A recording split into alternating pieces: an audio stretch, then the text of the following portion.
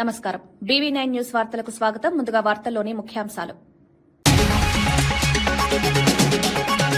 నీటి కోసం దేశాల మధ్య యుద్ధాల ఉదాహరణలు అన్న సీఎం చంద్రబాబు, పరిశ్రమలకు స్థిర నీటి సరఫరా అవసరమన్న వ్యాఖ్య, గోదావరి కృష్ణా పుష్కరాలు అదృష్టమన్న చంద్రబాబు, భవిష్యత్ తరాలకు దీర్ఘకాల నీటి ప్రణాళిక అవసరమని వ్యాఖ్య. వెలుగుమట్ల పేదల ఇళ్ల కూల్చివేతపై కేటీఆర్ ప్రశ్నలు, కాంగ్రెస్ విల్లాలు వదిలే గుడిసెలే లక్ష్యమారని విమర్శ, పేదల భవిష్యత్తు చీకట్లు నెట్టొద్దన్న కేటీఆర్, న్యాయం జరిగే వరకు బీఆర్ఎస్ పోరాటం చేస్తామని హామీ. మూసీపై బీఆర్ఎస్ బీజేపీ ఆరోపణలు అవాస్తవమన్న కాంగ్రెస్, జీవనదికి మురికి కూపంగా మారిందన్న సామ వ్యాఖ్య, మూసీ పునరుద్దరణకు ప్రభుత్వం కట్టుబడి ఉందని వ్యాఖ్య, రాజకీయ లాభాల ప్రచారాన్ని నమ్మొద్దన్న సూచన. లిక్కర్ స్కామ్ లో కఠిన చర్యలు తీసుకోవాలన్న బీజేపీ, అవినీతి వల్ల ఖజానాకు భారీ నష్టం ఆరోపణ, బాధ్యులపై పారదర్శక దర్యాప్తు చేయాలని డిమాండ్, ప్రజల విశ్వాసం కాపాడే చర్యలు అవసరమని స్పష్టం. చర్చకు రాకుండా విమర్శలు చేస్తున్నారన్న మంత్రి పయ్యావుల కేశవ్, సభకు రాకుండా బయట మాట్లాడుతున్నారన్న వ్యాఖ్య, కల్తీ నెయ్యిపై పారదర్శకత చర్చకు సిద్దమన్న ప్రభుత్వం, ప్రజల విశ్వాస అంశంపై సభలో చర్చ అవసరమని వ్యాఖ్య. వెలుగుమట్ల గుడిసెల్లో నివసిస్తున్న వారు ఎస్సీలు, ఎస్టీలు, బీసీలు, మైనారిటీ వర్గాలకు చెందిన అత్యంత పేదలని బీఆర్ఎస్ వర్కింగ్ ప్రెసిడెంట్ కేటీఆర్ పేర్కొన్నారు. పక్కనే కాంగ్రెస్ నాయకుల విల్లాలుండగా కేవలం పేదల ఇళ్లని లక్ష్యంగా చేసుకుని కూల్చివేయడం అన్యాయమని విమర్శించారు. సామాజిక న్యాయం, సమానత్వం పేరుతో అధికారంలోకి వచ్చిన ప్రభుత్వం పేదల కన్నీళ్లు పట్టించుకోకపోవడం దురదృష్టకరమన్నారు. పేదల జీవనాధారమైన గుడిసెలను తొలగించడం వారి భవిష్యత్తును చీకట్లో నెట్టడమేనని వ్యాఖ్యానించారు. వెలుగుమట్ల బాధితులకు పూర్తి న్యాయం జరిగే వరకు బీఆర్ఎస్ పోరాటం కొనసాగిస్తుందని హామీ ఇచ్చారు. ప్రభుత్వ చర్యలు పునరాలోచించి పేదలకు ప్రత్యామ్నాయ వసతి కల్పించాలని డిమాండ్ చేశారు.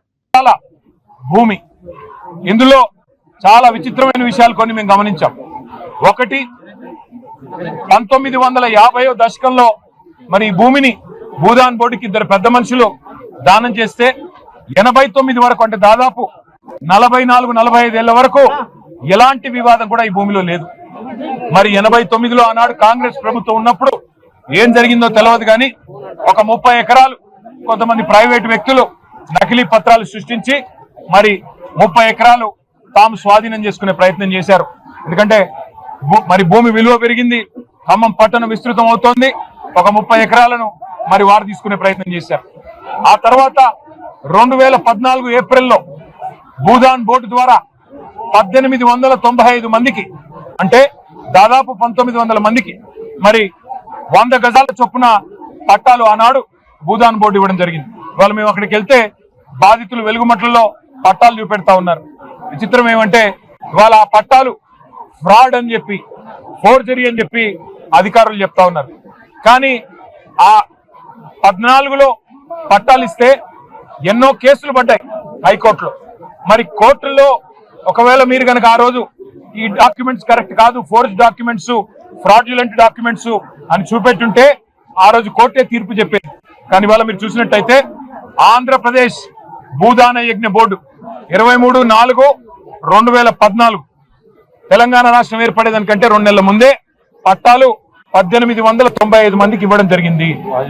భూదాన్ బోర్డు స్వయంగా ఆ చైర్మన్ గారు చెప్తున్న మాట, ఇవి సక్రమమైన పట్టాలు. హైకోర్టు కూడా వీటిని ధృవీకరించి మరి మధ్యలో కూడా ఇంటరిమ్ ఆర్డర్స్ కూడా ఇవ్వడం జరిగింది. అక్కడ ఉన్నదంతా ఎస్సీలు, ఎస్టీలు, బీసీలు, మైనారిటీలు, ఎవరు కూడా సంపన్నులు లేరు. పక్కనే విల్లాలు కట్టుకొని విలాసవంతంగా ఉంటున్న కాంగ్రెస్ నాయకుల మాదిరిగా అక్కడ ఎవరు సుసంపన్నులు ఎవరు లేరు. 100 గజాల్లో కొన్ని రేకుల షెడ్లు, కొన్ని గుడిసెలు, కొన్ని ఈ మధ్యన అప్పో సప్పో చేసి కట్టుకున్న ఇండ్లు, వాటిని కూల్చడానికి మీకు మనసెట్లా వచ్చింది అని జిల్లా మరి మంత్రులు నేను అడుగుతా ఉన్నా. కాళేశ్వరం ప్రాజెక్టు పేరుతో గత బీఆర్ఎస్ ప్రభుత్వం సుమారు 47,000 కోట్ల రూపాయల భారీ భారం రాష్ట్రంపై మోపిందని రాష్ట్ర మంత్రి అడ్లూరి లక్ష్మణ్ కుమార్ విమర్శించారు. ఆ మొత్తం అప్పుగా లేకపోయుంటే రాష్ట్ర ఆర్థిక వ్యవస్థ మరింత బలపడేదని, సంక్షేమ పథకాలకు మరిన్ని నిధులు కేటాయించే అవకాశం ఉండేదన్నారు. కాళేశ్వరం ద్వారా నిజంగా ఎంత మేరకు సాగునీటి లాభం చేకూరిందో కేసీఆర్, కేటీఆర్, హరీష్ రావు ప్రజలకు వివరించాలని డిమాండ్ చేశారు. ప్రస్తుత ప్రభుత్వం ఆర్థిక ఇబ్బందులు ఎదుర్కొన్నప్పటికీ సంక్షేమ కార్యక్రమాలను ఆపకుండా కొనసాగిస్తోందని స్పష్టం చేశారు. ప్రజలపై భారం పడకుండా ఆర్థిక క్రమశిక్షణ పాటిస్తూ అభివృద్ధి సంక్షేమాన్ని సమతుల్యం చేస్తున్నామని తెలిపారు.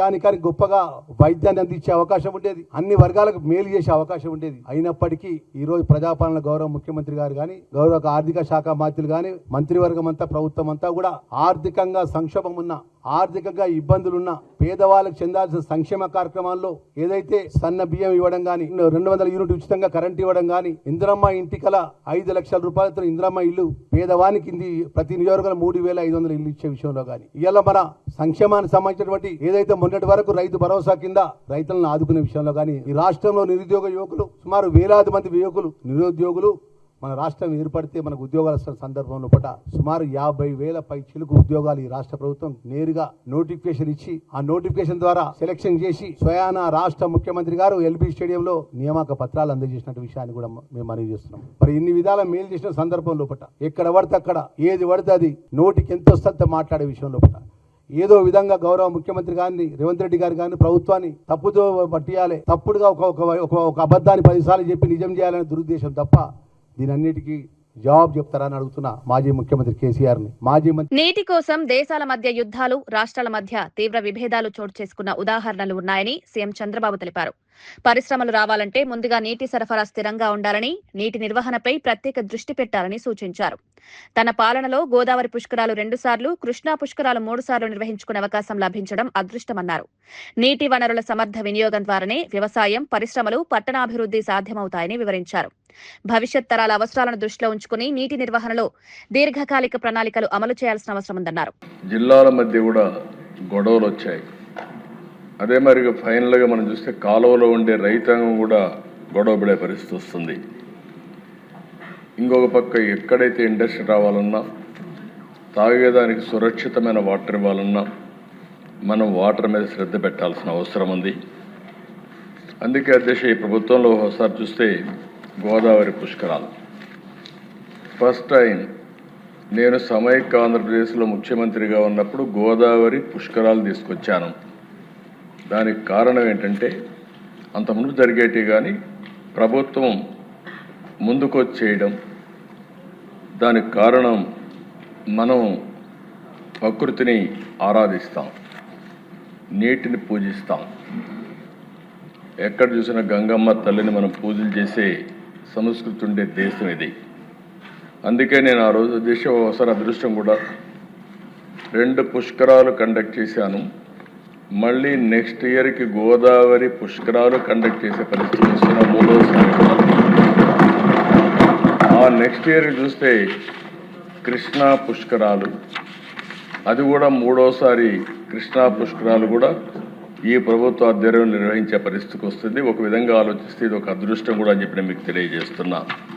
మూసీ పునరుజ్జీవం విషయంలో బీఆర్ఎస్, బీజేపీ నేతలు చేస్తున్న ఆరోపణలు పూర్తిగా అవాస్తవమని టీపీసీసీ మీడియా కమిటీ చైర్మన్ సామ రామ్మోహన్ రెడ్డి తెలిపారు.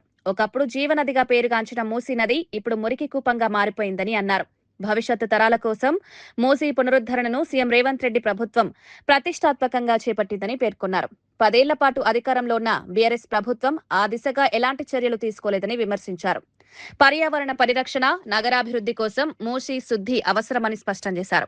రాజకీయ లాభాల కోసం తప్పుదారి పట్టించే ప్రచారాలను ప్రజలు నమ్మొద్దని సూచించారు. మూసీ పునరుజ్జీవం అనేటటువంటిది ఈ ప్రభుత్వం వచ్చిన తర్వాత చాలా ప్రతిష్టాత్మకంగా మనం తీసుకున్నటువంటి వ్యవహారం. ఎందుకు అనంటే సుమారు 2 కోట్ల మంది జనాభా ఉంటున్నటువంటి మన యొక్క హైదరాబాద్ మహానగరంలో, మన యొక్క నగరానికి నడిబొడ్డున ఉంటున్నటువంటి, ఒకప్పుడు జీవనదిగా పేరుగాంచినటువంటి మూసి ఈరోజు ఒక మురికి కూపం లెక్క మారింది.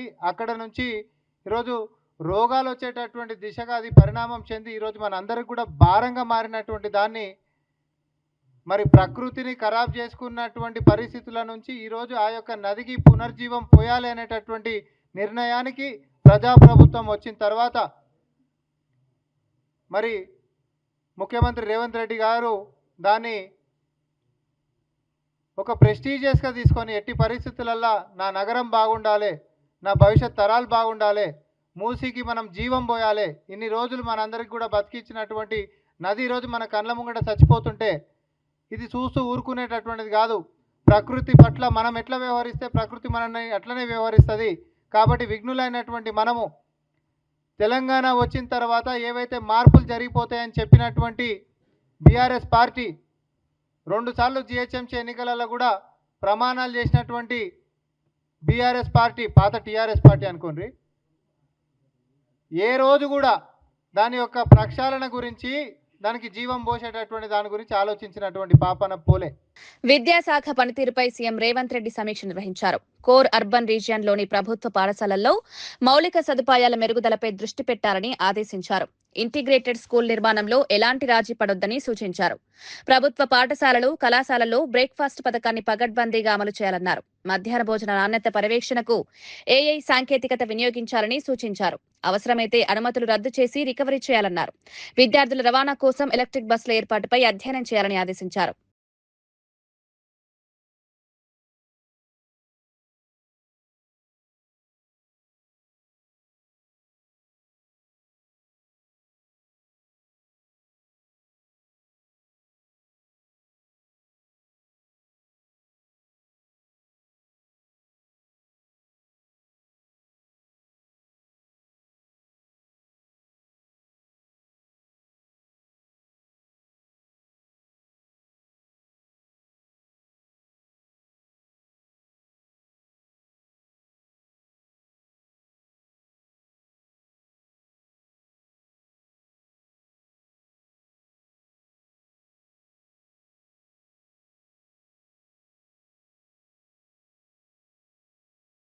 మంచిర్యాల జిల్లా కోర్టులో బాల్క సుమన్ పై నమోదు చేసిన కేసుల విషయంలో తన వాదనలు గట్టిగా వినిపించామని ఆయన తరపు న్యాయవాది లలితారెడ్డి తెలిపారు. పోలీసులు సుప్రీంకోర్టు మార్గదర్శకాలను పాటించలేదని ఆరోపించారు. బెయిల్ పిటిషన్పై విచారణకు ప్రాసిక్యూషన్ ఆటంకాలు సృష్టిస్తోందన్నారు. కస్టడీ పిటిషన్ పెండింగ్లోనే ఉందనే కారణంతో బెయిల్పై చర్చించడాన్ని వాయిదా వేయడం సరికాదన్నారు. క్యాతనపల్లి ఘటనలో ప్రభుత్వం ప్రజాస్వామ్య విలువలను ఉల్లంఘిస్తోందని విమర్శించారు. కేసులో న్యాయం జరిగే వరకు చట్టపరమైన పోరాటం కొనసాగిస్తామని వెల్లడించారు. అండ్ ప్రాసిక్యూషన్ ఇక్కడ ఉండి ఇంటెన్షనల్లీ బెయిల్ పిటిషన్ లో మేము ఆర్గ్యుమెంట్ చెప్తామని పాస్అవుట్ చేయించి అక్కడ కస్టడీ పిటిషన్ కి రావట్లేదు. ఇక్కడ బెయిల్ పిటిషన్ లో ఏం రాస్తారంటే కస్టడీ పిటిషన్ పెండింగ్ ఉంది కాబట్టి బెయిల్ పిటిషన్ డిస్మిస్ చేయమంటారు. కస్టడీ పిటిషన్ కేమో అక్కడ ఆర్గ్యుమెంట్ చేయడానికి రాదు. సో ఏంటి ఇదంతా చూస్తుంటే ఏంటంటే ఇవన్నీ ఇంటెన్షనల్ కావాలని ఏదో విధంగా డిలే చేసి బాల్క సుమన్ గారిని ఇంకా జైల్లో పెట్టాలని ఒక దురుద్దేశం, ఒక కాన్స్పిరసీ నడుస్తుంది. ఆ విధంగా ఏదో విధంగా ఈ కౌన్సిలర్స్ మీద ప్రెషర్ పెట్టి ఆ కౌన్సిల్ మున్సిపాలిటీ చైర్పర్సన్ ని దక్కించుకోవాలనే ఒక కుట్రలో భాగంగా ఈ రోజు ఈ అథారిటీ, ఈ పోలీస్ మెషినరీ, పబ్లిక్ ప్రాసిక్యూషన్ వారిని మరి ఏ విధంగా గైడ్ చేస్తున్నారో మాకు తెలియదు, కానీ ఈ విధంగా వాళ్ళ టూల్స్ గా ఉపయోగిస్తున్నారు. అట్లా పోలీస్ మెషినరీని పొలిటికల్ పర్పస్ కోసం, పొలిటికల్ వెపన్స్ గా యూజ్ చేయడానికి లేదు. ఇది ప్రజాస్వామ్యానికి వ్యతిరేకము. ఖచ్చితంగా ఏ విధంగా కూడా వీళ్ళు కాన్స్టిట్యూషన్ ని గౌరవించట్లేదు. ఇప్పటికీ మీరు చూస్తున్నారు 18th రోజు అరెస్ట్ చేశారు. అది arrest it self is illegal. Actual గా ఎన్నో అపెక్స్ కోర్ట్ జడ్జిమెంట్స్ ఉన్నాయి ఏ విధంగా అరెస్ట్ చేసే ముందు ఎలాంటి ప్రొసీజర్ ఫాలో కావాలని. ఆ ప్రొసీజర్ ఏది ఫాలో కాలేదు. ఆ విషయాలన్నీ కూడా చాలా క్లియర్ గా రవీంద్రరావు గారు, సీనియర్ అడ్వకేట్ రవీంద్రరావు గారు, మల్లేష్ గౌడ్ గారు ఇద్దరు కూడా మొత్తం కౌంటర్ లో అన్ని విషయాలు రాశారు. సిన్స్ 1 week ఫుల్ ట్రై చేస్తూనే ఉన్నారు. బట్ ఏదో విధంగా one or the other way కేసుని పోస్ట్పోన్ చేసుకుంటూ మళ్ళీ ఈ రోజు కూడా మళ్ళీ రేపటికి పోస్ట్పోన్ చేయమంటే లేదు మండే వస్తాను, రేపు నాకు వేరే కేసెస్ ఉన్నాయని చెప్పి మళ్ళీ అదే విధంగా ఫైన్ చెప్పారు. బట్ ఖచ్చితంగా మేము కూడా ఇన్సిస్ట్ చేశాము ఈ మ్యాటర్ ని రేపే పోస్ట్ చేయమని చెప్పేసి. సో ఆయనేమో మండేకి అడిగారు, బట్ జడ్జి గారు అలౌ చేసుకుంటూ రేపటికి ఏ టైంలో అయినా సరే మీరు వచ్చి ఆర్గ్యుమెంట్ చెప్పాలని చెప్పారు. ఇప్పుడు కస్టడీ పిటిషన్ పెండింగ్ ఉంది. మరి ఇక్కడ పబ్లిక్ ప్రాసిక్యూటర్ గారు అక్కడికి వస్తే కస్టడీ పిటిషన్ లో ఆర్గ్యుమెంట్ అవుతుంది.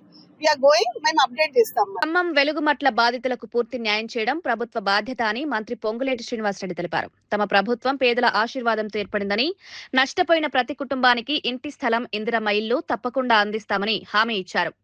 ఈ విషయంపై సీఎం తనకు స్పష్టమైన ఆదేశాలిచ్చారని వెల్లడించారు. పేదలు ఎలాంటి ఆందోళనకు గురికావద్దని, ప్రభుత్వం వారి వెంటే ఉంటుందని భరోసా ఇచ్చారు. అధికార యంత్రాంగం ద్వారా స్థితిగతులను పరిశీలించి చట్టబద్ధంగా సమస్యలను పరిష్కరిస్తామన్నారు. సామాజిక న్యాయం, పేదల సంక్షేమం తమ ప్రభుత్వ ప్రాధాన్యతతో ముందుంటుందని స్పష్టం చేశారు. మంత్రిగా, ఇళ్లు ఇచ్చే శాఖ మంత్రిగా, ఇళ్ల స్థలాలు ఇచ్చే శాఖ మంత్రిగా చెప్తున్నా ముఖ్యమంత్రి గారు కూడా నాకు స్పష్టంగా చెప్పడం జరిగింది. నష్టపోయే వాళ్ళు, అర్హులైన వాళ్ళు, గతంలో ఎవరైతే తీసుకొని నిరుపేదలు అక్కడ నివసిస్తున్నారో, ఇళ్ల స్థలాలు కానీ ఇతరత్ర బెనిఫిట్ పొందిన వాళ్ళు ఉన్నారో వాళ్ళందరికీ తగు న్యాయం ఆ శాఖ మంత్రిగా గౌరవ ముఖ్యమంత్రి గారి సూచనలతో 100% చేస్తాం. ఈ సందర్భంగా మీకు కూడా రాష్ట్ర తిరుపతి లడ్డూ కల్తీ అంశంపై చర్చ కావాలంటూనే సభకు రాకుండా వైసీపీ నేతలు వ్యవహరిస్తున్నారని మంత్రి పయ్యావుల కేశవ్ విమర్శించారు. సభలో పాల్గొని చర్చించాలనే ధైర్యం లేకుండా బయట ఎక్కువ మాట్లాడుతున్నారన్నారు. కల్తీ నెయ్యిపై నిజాయితీగా చర్చించేందుకు వైసీపీకి ఆసక్తి లేదని ఆరోపించారు. సభకు వచ్చి అల్లరి చేయడం, వాకౌట్ చేయడం వారి అలవాటుగా మారిందని వ్యాఖ్యానించారు. ప్రజల విశ్వాసానికి సంబంధించిన అంశంపై పారదర్శక చర్చకు ప్రభుత్వం సిద్ధంగా ఉందని స్పష్టం చేశారు. అల్లరి చేయాలి, బట్ట కాల్చి ముఖాన వేయాలి, వెళ్ళిపోవాలి. వాకౌట్, మీది వాకౌట్ అండ్ టాకౌట్ పార్టీగా మారిపోయింది. మీరు సభలో తక్కువ, బయట ఎక్కువ మాట్లాడుతున్నారు. మేము వాస్తవాలు చెప్తా ఉంటే అది కాదు, మేము అడిగింది, మేము కోరుకున్నది మాత్రమే చెప్పండి అన్నట్టుగా నడిపారు. సేమ్ థింగ్ తిరుపతి లడ్డు విషయంలో కూడా వైఎస్ఆర్సీపీ ప్రయత్నం చేసింది. నేను ఈరోజు ఇంకా సూటిగా చెప్పదలుచుకున్న వాళ్ళకి చర్చ మీద అసలు ఇంట్రెస్ట్ లేదు అనడానికి ఈ నిమిషం వరకు, నిన్న సాయంత్రం వరకు కరెక్ట్గా చెప్పాలంటే వాళ్ళు శాసనసభకు నోటీస్ కూడా ఇవ్వలేదు మాకు చర్చ కావాలి అని. అయినా ముందుకు వచ్చి చర్చ పెట్టాం. మినిస్టర్ గారు స్టేట్మెంట్, కొత్త స్టేట్మెంట్ ఉంది, నేను సభలో చెప్పారు. అక్కడ కూడా 10 నిమిషాలు ఆయన చదువుతారు, తర్వాత చర్చ పారిపోయారు. కేవలం మీకు అల్లరి కావాలి, బయట పోయి చర్చ జరగలేదు అని చెప్పేటువంటి దుష్ప్రచారం చేయాలి అనేటువంటిది మా ఉద్దేశం. ముఖ్యమంత్రి రేవంత్ రెడ్డి నిరుద్యోగుల సమస్యలను పట్టించుకోవడం లేదని బీసీ సంక్షేమ సంఘం జాతీయ అధ్యక్షుడు ఆర్ కృష్ణయ్య మండిపడ్డారు. ఖాళీగా ఉన్న 40,000 ఉపాధ్యాయ పోస్టులను భర్తీ చేయాలని డిమాండ్ చేస్తూ లగ్డీకపూల్లోని విద్యాశాఖ కమిషనర్ కార్యాలయం ముందు నిరుద్యోగులతో కలిసి ధర్నా నిర్వహించారు. ఎన్నికల హామీ మేరకు వెంటనే డిఎస్సి నోటిఫికేషన్ విడుదల చేయాలని కోరారు. విద్యకు బడ్జెట్లో 20% నిధులు కేటాయించాలని డిమాండ్ చేశారు. ఉపాధ్యాయుల నియామకాల ద్వారానే విద్యా ప్రమాణాలు పెరుగుతాయని స్పష్టం చేశారు.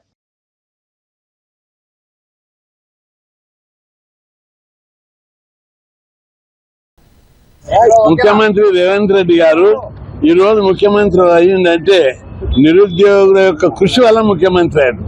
గద్దె నెక్కని తడివే నిరుద్యోగులను మర్చిపోయాడు. 30 నుంచి 40,000 టీచర్ పోస్టులు వేకెంట్, 7 నుంచి 8 లక్షల మంది బీఈడి, డిఈడి, టీటీసీ చేసేటోళ్ళు ఉన్నారు. ఒకప్పుడు ప్రభుత్వ పాఠశాలల్లో 26 నుంచి 28 లక్షల మంది విద్యార్థులు ఉన్నారు.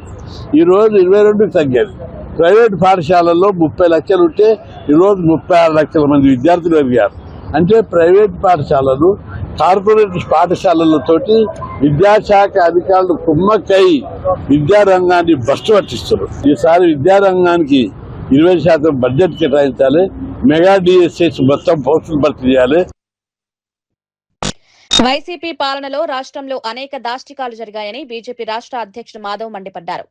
లిక్కర్ స్కామ్ లో నిందితులు, సూత్రధారులపై కఠిన చర్యలు తీసుకోవాలని డిమాండ్ చేశారు. అవినీతి వ్యవహారాల వల్ల రాష్ట్ర ఖజానాకు భారీ నష్టం జరిగిందని ఆరోపించారు. ప్రజల సొమ్మును దోచుకున్న వారిని వదిలిపెట్టకూడదని, చట్టం ముందు అందరూ సమానమని అన్నారు.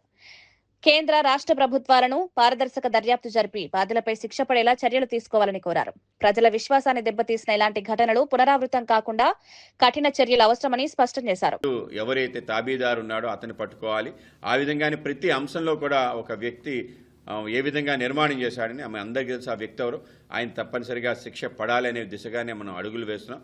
మన దేవాలయాల వ్యవస్థని నాశనం చేసే ఒక పెద్ద కుట్ర జరిగింది రాష్ట్రంలో. సుమారు 200 దేవాలయాల్ని అనేక రకాలుగా విధ్వంసం చేసే ప్రక్రియ జరిగింది. పరకామణి కానీ, లడ్డు కానీ, ఏవైతే సేవలు ఉన్నాయో స్వామివారి సేవల్ని తగ్గించడం కానీ, ఏవైతే దేవాలయ భూములు ఉన్నాయో వాటిని అన్యక్రాంతం చేయడం కానీ, అన్య మతస్థులు తీసుకొచ్చి చొప్పించే ప్రయత్నం కానీ, ఇటువంటి అనేక రకాల కార్యక్రమాలు జరిగాయి. తప్పనిసరిగా వీటన్నిటిపై విచారణ చేసి వాళ్ళని శిక్షించాలి. రాజమహేంద్రవరం ఘటన నేపథ్యంలో గుంటూరు నగరంలోని పలు పాల కేంద్రాలపై ఫుడ్ సేఫ్టీ అధికారులు ఆకస్మిక తనిఖీలు చేపట్టారు. కల్తీ ఆరోపణలు వెలుగులోకి రావడంతో అప్రమత్తమైన అధికారులు నమూనాలు సేకరించి పరీక్షలకు పంపారు. పాల నాణ్యతపై ఎలాంటి రాజీ ఉండదని స్పష్టం చేశారు. వినియోగదారులు కూడా అనుమానాస్పద ఉత్పత్తులను అధికారులకు తెలియజేయాలని సూచించారు. ఆరోగ్య పరిరక్షణ కోసం పర్యవేక్షణను మరింత గట్టుదిట్టం చేయనున్నట్లు వెల్లడించారు. ఇథిలిన్ గ్లైకాల్ వాడుతున్నారా, ప్రొపలిన్ గ్లైకాల్ వాడుతున్నారా అని తెలుసుకున్న తర్వాతే ఫ్రీజర్ని అలౌ చేస్తాము. మెయిన్ ఏం జరుగుతుందంటే పాలు పల్లెటూరు నుంచి తీసుకొని వచ్చి వీళ్ళు వెన్న తీసి తెల్ల ప్యాకెట్లో ప్యాక్ చేసి అమ్ముతా ఉన్నారు. అది చట్ట విరుద్ధం. వీళ్ళు ఎవరికి ప్యాకింగ్ చేసే లైసెన్స్ లేదు. అలా చేయదలుచుకుంటే ప్యాకింగ్ లైసెన్స్ తీసుకొని లేబుల్ ప్రకారం ఏ ఫ్యాట్ పర్సెంటేజ్ ప్రకారం అమ్ముతున్నారు, ఏ పెరుగు అమ్ముతున్నారని లేబుల్ డిక్లేర్ చేసి అమ్మాలి. అట్లాంటి వాటి మీద కఠిన చర్యలు తీసుకోవడం జరుగుతుంది. మేము అన్ని ప్యారలల్లో కానీ అన్ని సెంటర్లో మ్యానుఫ్యాక్చర్ లెవెల్ నుంచి అన్ని లెవెల్స్లో శాంపిల్ తీయడం జరుగుతూ ఉంది. ఇక్కడ కూడా పాలు పెరుగు శాంపిల్ తీస్తూ ఉన్నాం. ఎనాలిసిస్కి ల్యాబొరేటరీకి పంపించి ఎనాలిసిస్ రిపోర్ట్ వచ్చిన తర్వాత వీళ్ళందరి మీద కఠిన చర్యలు తీసుకుంటాం.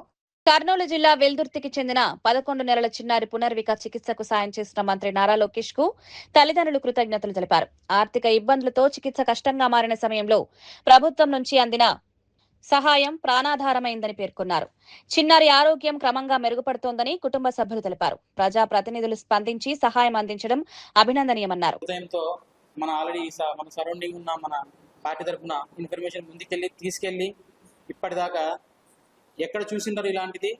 దగ్గర మన పాప కోసం నారా లోకేష్ గారు దగ్గర 6 కోట్లు అమౌంట్ పాప కోసం ట్రీట్మెంట్ కోసం సాయం చేస్తామని చెప్పి ముందుకు వచ్చారు.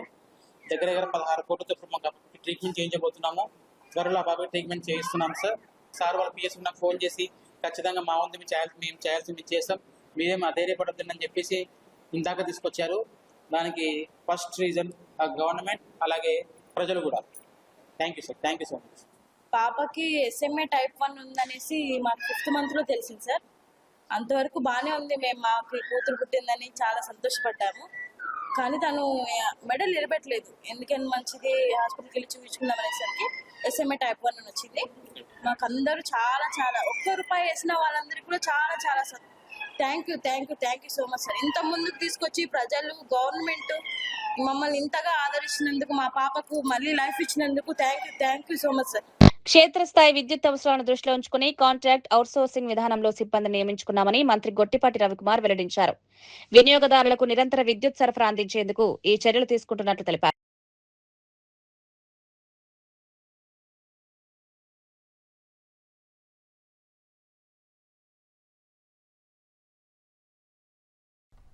సభ్యులు అడిగినట్లు డిస్కమ్స్లో కంపల్సరీగా క్వాలిటీ పవర్ మనం సప్లై చేయాలంటే దిగువన్న అధికారులు అవసరం ఉంది.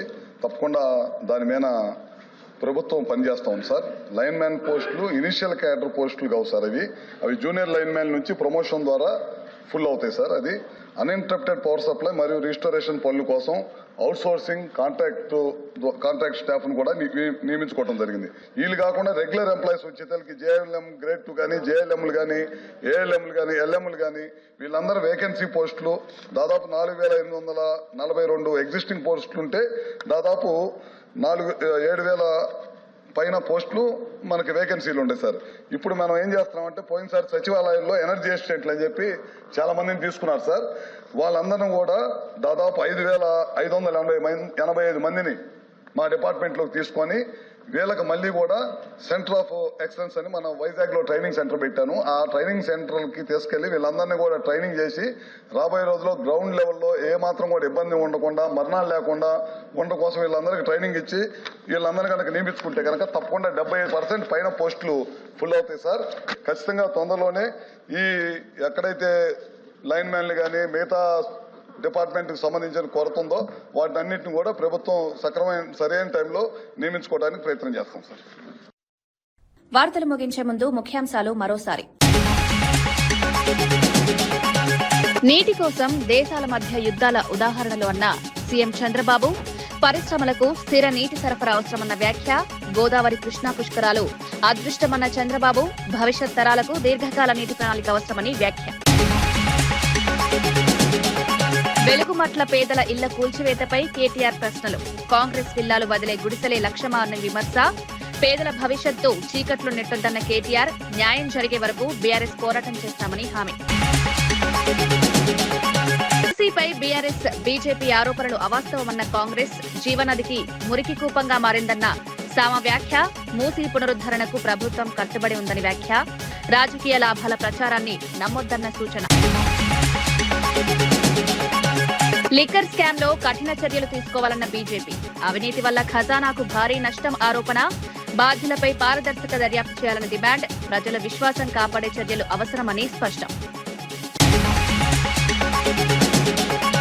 చర్చకు రాకుండా విమర్శలు చేస్తున్నారన్న మంత్రి పయ్యావుల కేశవ్. సభకు రాకుండా బయట మాట్లాడుతున్నారన్న వ్యాఖ్య. కల్తీ నెయ్యిపై పారదర్శకత చర్చకు సిద్ధమన్న ప్రభుత్వం. ప్రజల విశ్వాస అంశంపై సభలో చర్చ అవసరమని వ్యాఖ్య. ఇవి ఈనాటి వార్తా విశేషాలు. మరో బులెటిన్లో మళ్ళీ కలుద్దాం. నమస్కారం.